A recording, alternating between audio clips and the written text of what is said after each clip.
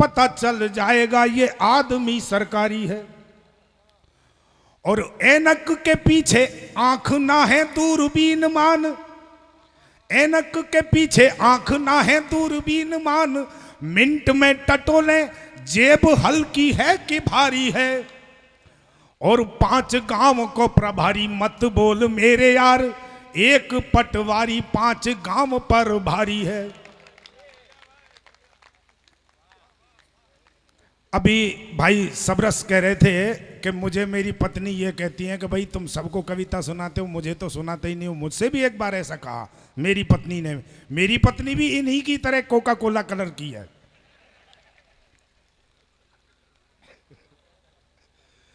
उन्होंने मुझसे कहा, अब देखिए सत्य उसके सामने तो कहा नहीं जा सकता, सच्ची सच्ची कह दें कि भाई जैसे इनने कह दिया ऐसा लग रहा है जैसे सरसों के खेत में भैंस चल रही हो।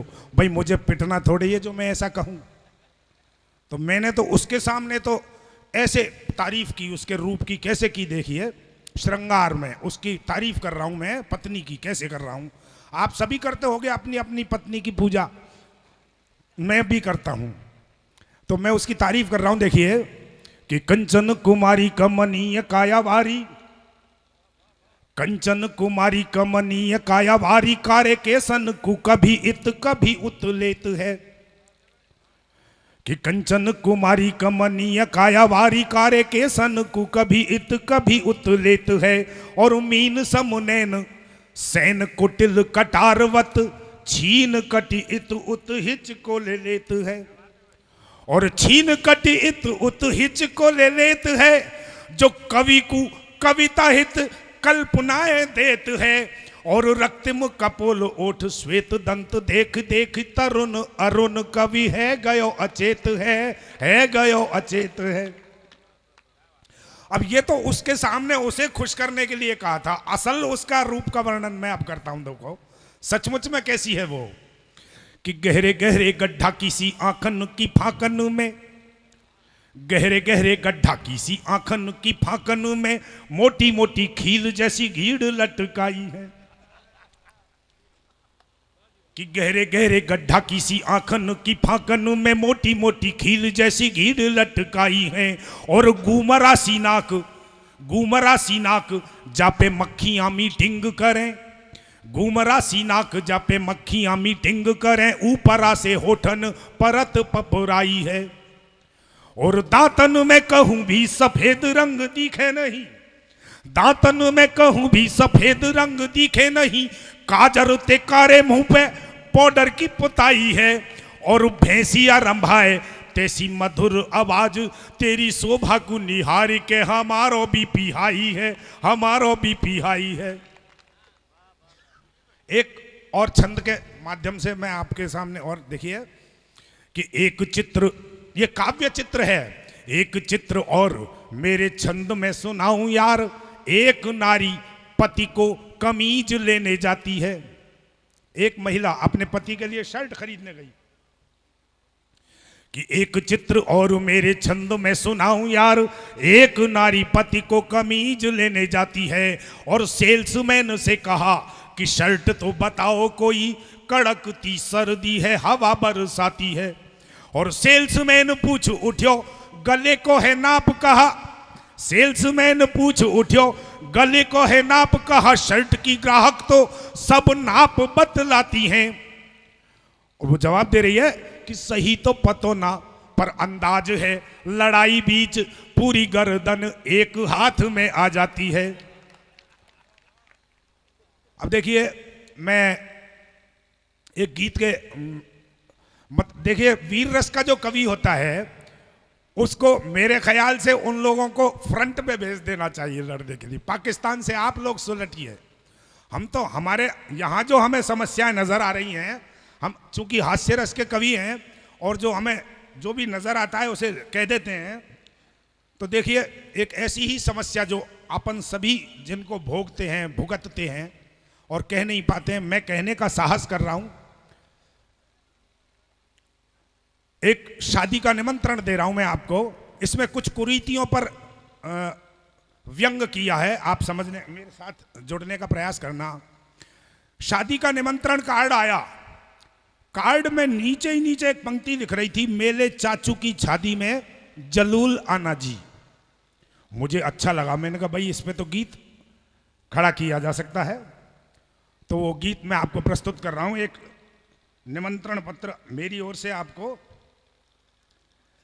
कि मेले चाचू की शादी में जलूल आना जी, मेले चाचू की शादी में जलूल आना जी, ओ जलूल आना जी मत भूल जाना जी, ओ जलूल आना जी मत भूल जाना जी, मेले चाचू की शादी में जलूल आना जी। क्यों आना?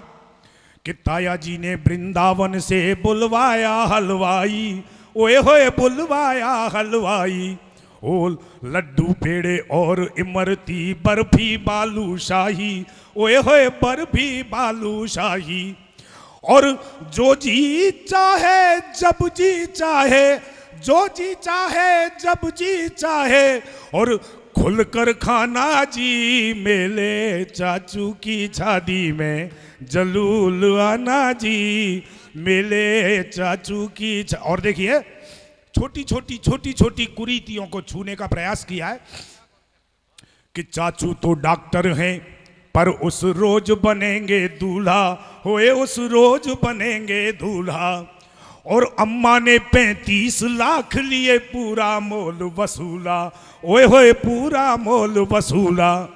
ओ चाचू तो डॉक्टर हैं पर उस रोज बनेंगे दूल्हा, होए उस रोज बनेंगे दूल्हा, और अम्मा ने 35 लाख लिए पूरा मोल वसूला, और चाहे बिक जाए संबंधी का, चाहे बिक जाए संबंधी का ठिया ठिकाना जी, मेले चाचू की शादी में जलूल आना जी, मेले चाचू ओ जलूल आना जी मत भूल जाना जी, ओ जलूल आना जी मत भूल जाना जी, मेले चाचू की शादी में जलूल आना जी।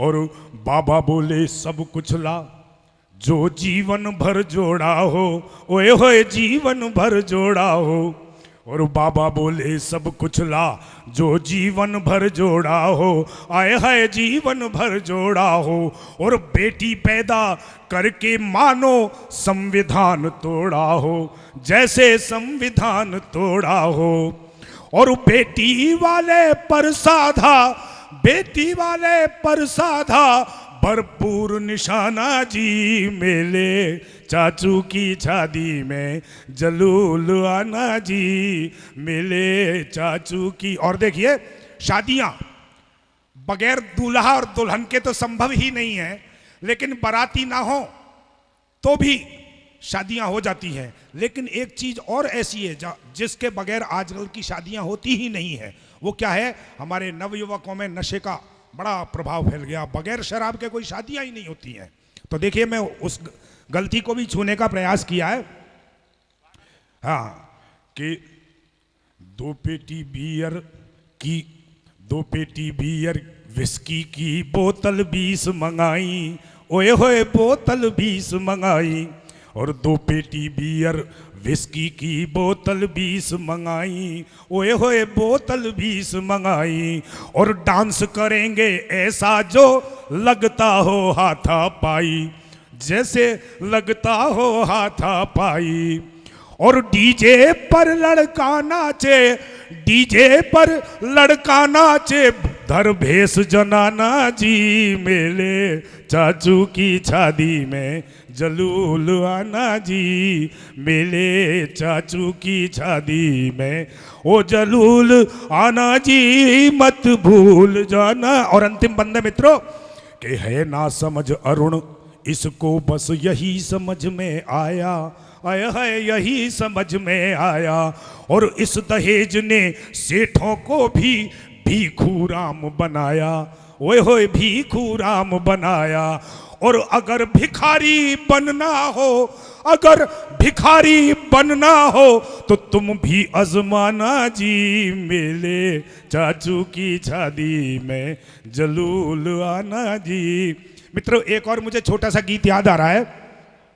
हमारे सबरस भाई एक गायक कुछ गाना गा के सुना के गए थे। मैं मूलतः गायक ही हूं, तो मैं एक गायन की सभा में गया था। उसे कह दूं आपकी इजाजत हो तो?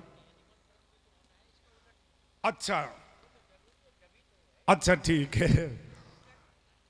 अब हमारे पहले मैं उस एक गायक को मैंने ऐसे गाते हुए देखा कि वो गाने वाला खुद भी पसीने पसीने हो रहा था और सुनने वाले भी तौबा कर रहे थे कि कब इसका गाना खत्म हो और कब हम अपने घर पहुंचे।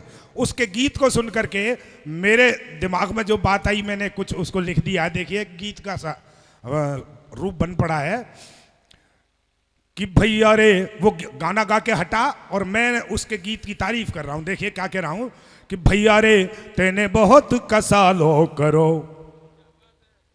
भैया रे तेने घणो कसालो करो, और यों भी ना सोची कि श्रोता, यों भी ना सोची कि श्रोता जीवित है कि मरो, भैया रे तेने बहुत कसालो करो, भैया रे तेने बहुत कसालो करो, यों भी ना सोची कि श्रोता जीवित है कि मरो, भैया रे तेने बहुत कसालो। कैसे कसालो करो कि माइक की गर्दन मरोर ऐसो आलाप भरो, माइक की। देखिए, गाने वाला बोलने वाला आने से पहले माइक से जरूर कुछ छेड़छाड़ करते हैं। आपने देखा होगा, बड़े बड़े नेताओं के सामने तो कई सारे माइक लगाते हैं, और नेताओं की आदत भी होती है बोलने से पहले माइक को चेक जरूर करेंगे, टिक टिक टिक टिक जब बोलेंगे वो। ऐसे ही एक सभा चल रही थी, चुनावी सभा, कई सारे माइक लगे हुए थे। एक भाषण देने आए सरदार जी, हमारे ज्ञानी जी, और कहने लगे, माइक चेक करके फिर वापस भाषण शुरू कर रहे हैं, बहनों माइक वाले की गलती से अंतिम जो माइक था उसमें कोई तार छू रहा था, करंट आ रहा था। ना तो माइक वाले को पता था, ना नेताजी को पता था। भाषण शुरू होता है, देखिए क्या होता है। बहनों ते भाइयों ते माताओं ते वीरा जी, त्वाड़ी ऐसी तैसी। वो माइक जो है, इसके साथ गायक लोग जरूर हरकत करते हैं। तो देखिए उसने क्या किया कि माइक की गर्दन मरोर, भैया रे तेने बहुत कसालो करो, और यों भी ना सोची कि श्रोता जीवित है कि मरो, भैया रे तेने बहुत कसालो करो, और माइक की गर्दन मरोर ऐसो आलाप भरो, माइक की गर्दन मरोर ऐसो आलाप भरो। और जैसे शेर के डरते को हिरनी ने, शेर के डरते को हिरनी ने, और घोर बिलाप करो, भैया रे तेने बहुत कसालो करो। और देखिए कैसा कि साथ न सारंगी लग पाई तबला सम बिगरो, और साथ न सारंगी लग पाई तबला सम बिगरो, और गानो ऐसो लग्यो तिहारो, गानो ऐसो लग्यो कि जैसे यहाँ भयो झगरो, भैया रे तेने बहुत कसालो करो। और राग कर दिए रोंग, राग कर दिए रोंग, जबकि बाजे पे हाथ धरो, और सरगम स्वर्गवासिनी कर दई, और सरगम स्वर्गवासिनी कर दई, ऐसो गुथ्यो लरो, भैया रे तेने बहुत कसालो करो, भैया रे तेने बहुत कसालो करो। आदरणीय का आदेश हुआ है कि शादी का जो मैंने आपको निमंत्रण दिया था, इसका उलट निमंत्रण और एक, उसे आपको प्रस्तुत करूं। मैं वैसे थोड़ा सा भुलक्कड़ आदमी हूं। अभी एक दिन इंटरव्यू देने गया था, इंटरव्यू की लाइन में लग रहा था, भाई साहब भी लगे हुए थे, सबरस भाई साहब। ये इंटरव्यू देके निकल के आए, मैंने इनसे पूछा, मैंने कहा यार भाई साहब आपसे क्या प्रश्न पूछा? जो ये बोले यार मुझसे तो रूस के राष्ट्रपति का नाम पूछा था। मैंने कहा रूस के राष्ट्रपति का नाम तो मुझे भी नहीं आता, आपने क्या बताया? ये बोले यार रूस के राष्ट्रपति का नाम मैंने बता दिया, व्लादिमीर पुतिन। और यार मैंने कहा रुको एक मिनट, मैंने पेन निकाला, एक छोटी सी पर्ची पे लिखा रूस के राष्ट्रपति व्लादिमीर पुतिन लिख के और अपनी जेब में यहाँ रख लिया और लाइन में लग गया इंटरव्यू की में। कुछ देर बाद मेरा भी नंबर आया। संयोग देखिए, मेरा सौभाग्य कहिए या दुर्भाग्य, मुझसे भी वही प्रश्न पूछ लिया। पूछने वालों ने बताओ रूस के राष्ट्रपति का नाम क्या है? मैंने कहा रूस के राष्ट्रपति, एक मिनट,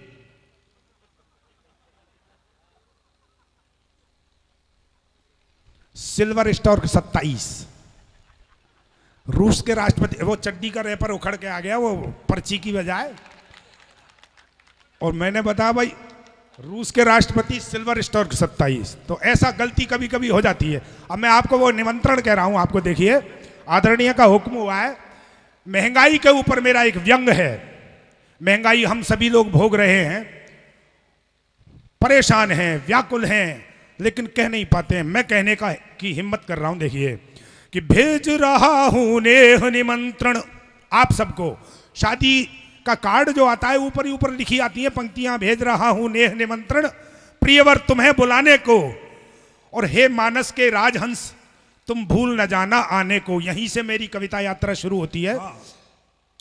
तुम देखिए गीत कि भेज रहा हूं नेह निमंत्रण केवल रस्म निभाने को,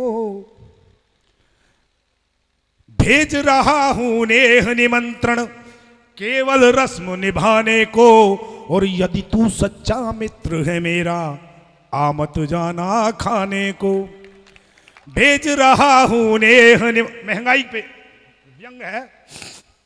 भेज रहा हूं नेह निमंत्रण केवल रस्म निभाने को, और यदि तू सच्चा मित्र है मेरा आ मत जाना खाने को। क्यों मत आ जाना?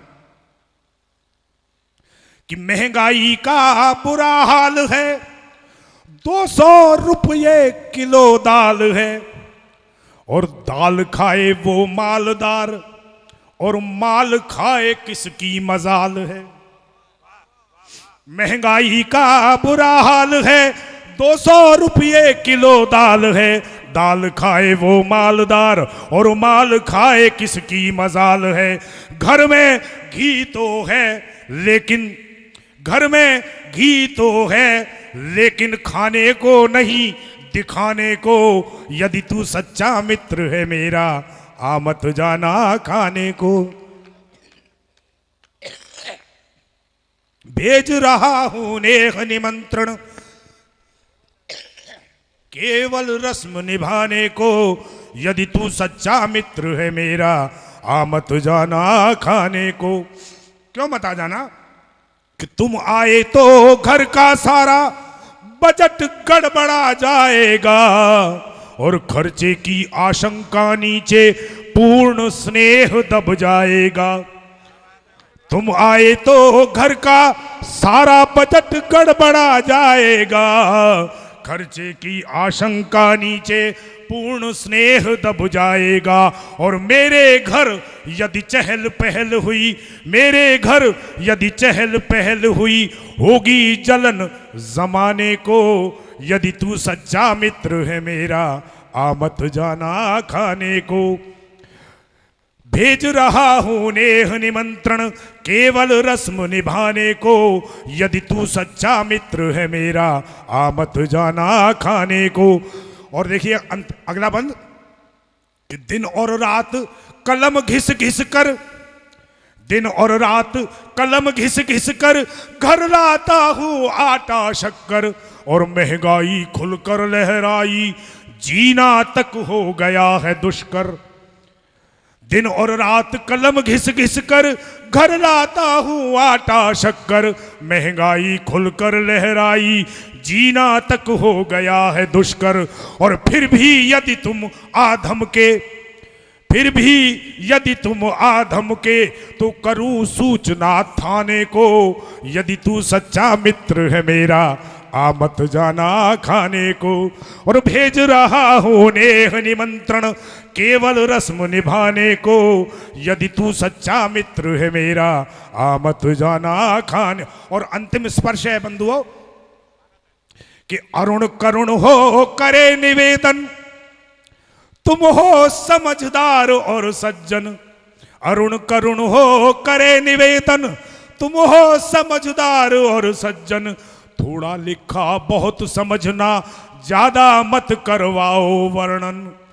अरुण करुण हो करे निवेदन, तुम हो समझदार और सज्जन। थोड़ा लिखा बहुत समझना, ज्यादा मत करवाओ वर्णन। और कर्ज हुआ तो आएगा, कर्ज हुआ तो आएगा क्या तेरा बाप चुकाने को। यदि तू सच्चा मित्र है मेरा आ मत जाना खाने को। इतनी कविताएं सुनी, कई बार पूछते हैं, आप लोग पूछते हैं, कई बार बच्चे भी क्लास में पूछ लेते हैं हमसे, और मित्र लोग भी पूछते हैं, ये कवि इतना अधिक पैसा ले जाते हैं, क्या सुनाते हैं, ये कहाँ से तुकबंदी करके लाते हैं, ये तो हम भी कर सकते हैं।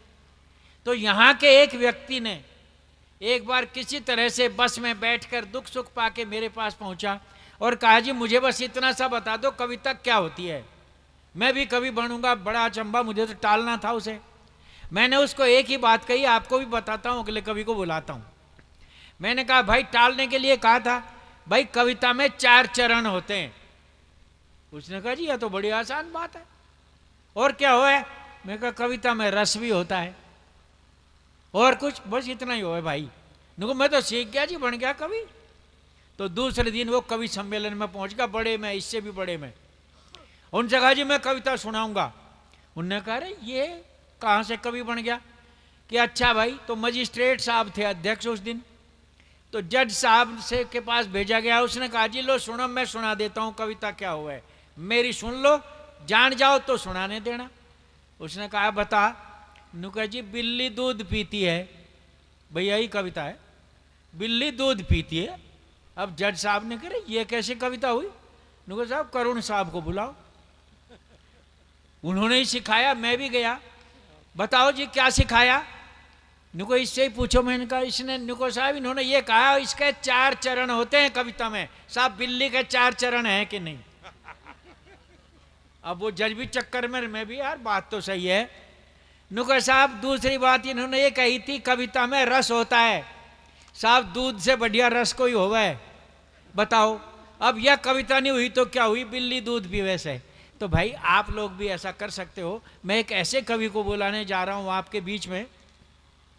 देखिए रामोतार त्यागी जी ने एक बार लिखा था, कोश में सबसे अधिक हैं शब्द, लेकिन कोश को कविता कहा जाता नहीं। यानी डिक्शनरी में सबसे ज्यादा शब्द होते हैं, पर डिक्शनरी को कोई कविता नहीं कह सकता।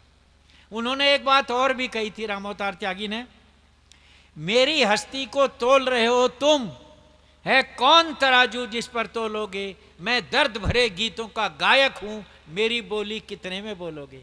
इस तरह से लिख सकते हैं कवि लोग। ऐसा ही एक खुददार कवि आपके बीच में मैं खड़ा करता हूं। आप देखिए वो किधर से भी बात को घुमाकर वीर रस में सुना दें, हास्य में सुना दें, व्यंग में सुना दें, और हंसाते हंसाते आपको रुला दें यहीं बैठे बैठे। वो हैं सुरेंद्र सार्थक हैं, प्रिंसिपल हैं वो डीग के पास में एक विद्यालय में। मैं उनको आपके बीच में, अलबेले कवि को, और अलवर की शान आजकल हिंदुस्तान में अगर कोई कहे जा रहे हैं तो सुरेंद्र सार्थक कहे जा रहे हैं। आप सम्मानपूर्वक उन्हें आशीर्वाद दीजिए और वो अपना काव्यपाठ शुरू करते हैं। माँ वाणी को प्रणाम करता हूँ मित्रों। मंच पर विराजे हुए सभी वाणी पुत्रों को नमन। आइए बैठिए बैठिए बैठिए, बैठ जाओ, कहीं भी बैठ जाओ। मर्दों में ही बैठना है तो काहे की जगह ढूंढने यार। बहुत अच्छा कवि सम्मेलन चल रहा है मित्रों। बहुत सारी बातें आपने सुनी। मैं बात शुरू करता हूं। मेरी नई पीढ़ी के बच्चों को बहुत कुछ कहा गया, ये करते हैं वो करते हैं, उद्दंड हैं। वहां तक पहुंचूंगा जिस रस के लिए मुझे जाना जाता है, लेकिन एक पीड़ा, एक दर्द आप लोगों का कहना चाहता हूं इन बच्चों की हिमायत करना चाहता हूं थोड़ी सी देर। एनआईटी कश्मीर में हमारे कुछ छात्र पिटे। आप सब लोगों ने अखबार में पढ़ा, टीवी पर देखा। इस देश की ईमानदार और सच्ची मीडिया ने ये बात हमको बताई। हमको तो पता ही नहीं चलता ये घटना हो गई कि पिटने वालों में सर्वाधिक छात्र